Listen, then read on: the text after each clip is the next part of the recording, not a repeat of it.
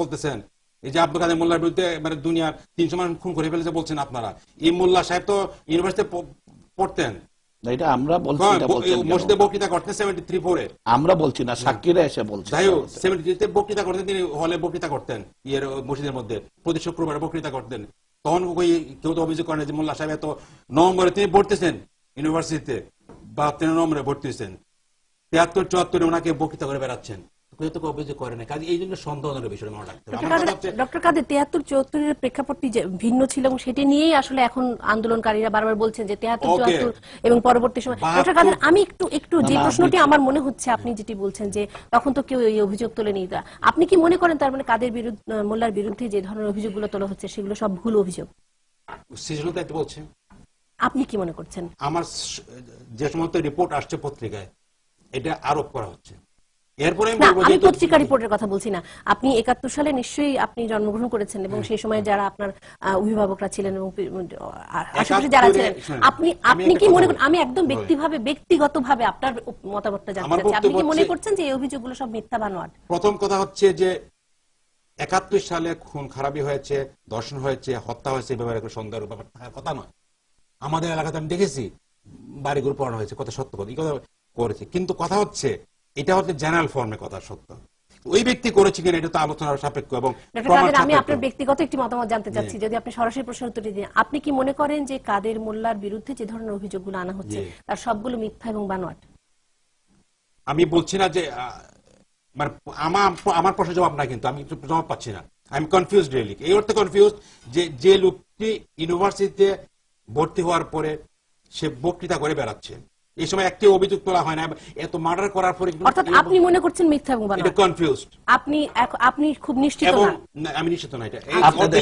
Doctor কাদের আমি একটি প্রশ্ন রেখে আপনার কাছে যেতে চাই। আপনি বলছেন যে আপনাদের এই শুক্রবারের যে আপনাদের যে বিক্ষোভ ছিল, প্রতিবাদ ছিল, সেটি ছিল একেবারেই আলেম ওলামাদের এবং অহিংস, কিন্তু আমরা জানি যে কাঁটাবন মসজিদ থেকে পুলিশ 2জন পাকিস্তানি জঙ্গিকে আটক করেছেন, তারা আন্দোলনরত ছিলেন।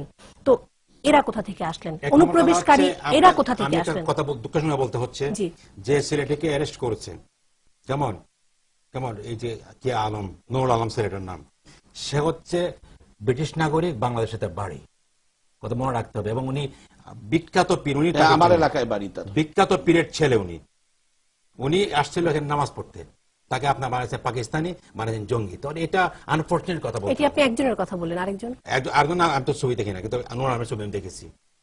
আরেকজনকে তো বলা হচ্ছে তিনি পাকিস্তানের নাগরিক। ওই তো যে মেইন ব্যক্তি তাকে ফোকাস করলেন সেই পাকিস্তানের না, সে হলো বাংলাদেশি এবং সিলেটি বাড়ি তার। দুজনই পাকিস্তানি, সরকার থেকে দুজনকেই পাকিস্তানি নাগরিক বলে তাদের নাগরিকত্বের পরিচয় বলা হচ্ছে। তার এলাকায় একটা সম্মেলন ছিল, এই সম্মেলনে সে বাড়িতে আসছিল।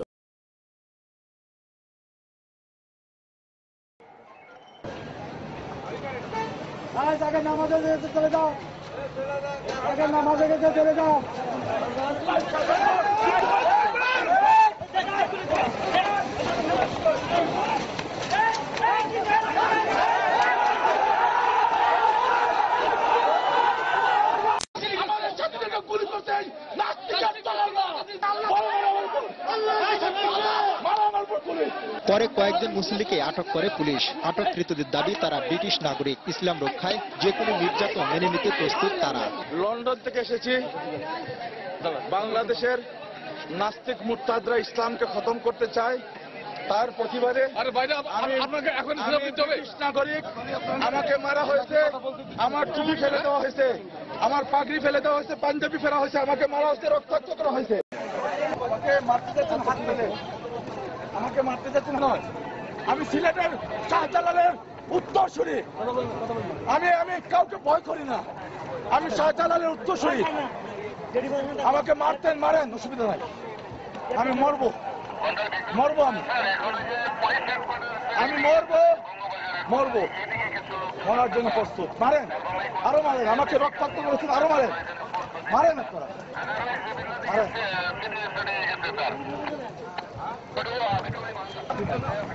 আমি আল্লাহকে বিশ্বাস করি, আল্লাহ আমার সাথী। আর এরপর বিষয় হচ্ছে যেটা আমরা বলছেন যে আমাদের এই আন্দোলনটা শুরু হয়েছে, আমি আগে বলেছি দুটো দাবি আমাদের ছিল। উনি যে দাবি আজকে বলেছেন আমাদের কথা, যে আমাদের কোনো কিছু বলিনি আমরা, ওনাদের 6 দফা দাবি আছে। ডক্টর কাদের আমি দুঃখিত, আমাকে বারবার বলছেন যে 6 আমাদের দফার হাতে আর মধ্যে সময় নেই, এখন সাম্প্রদায়িক বন্ধ করে রাজনীতি দেওয়া বলতে হবে। ওনারা কি বোঝাচ্ছেন? ওনারা যে তারা এটা বলে ওনারা এটি আমাদেরকে বারবারই নির্ভর বলেছেন করে। যে ডক্টর না, কাদের এটা ওনারা বারবারই আরে বলেছেন যে এই সাম্প্রদায়িক রাজনীতি কারা? বিশেষ করে জামাত ইসলামের না, বিরুদ্ধে এটা ওনাদের ইয়ে বলা বক্তব্য। হবে না তো। আমাদের হাতে আর সময় What নেই does it doctor Kader, mean? আমি অত্যন্ত এটা বলতে দুঃখিত। ইসলামী বোঝাচ্ছেন আমাকে তারা শেষ আপনার? করে দিতে হচ্ছে। দর্শক, আমি অত্যন্ত দুঃখিত। শুভরাত্রি, আপনাদেরকে ৭১ মঞ্চ থেকে বিদায় নিচ্ছি এই মুহূর্তে।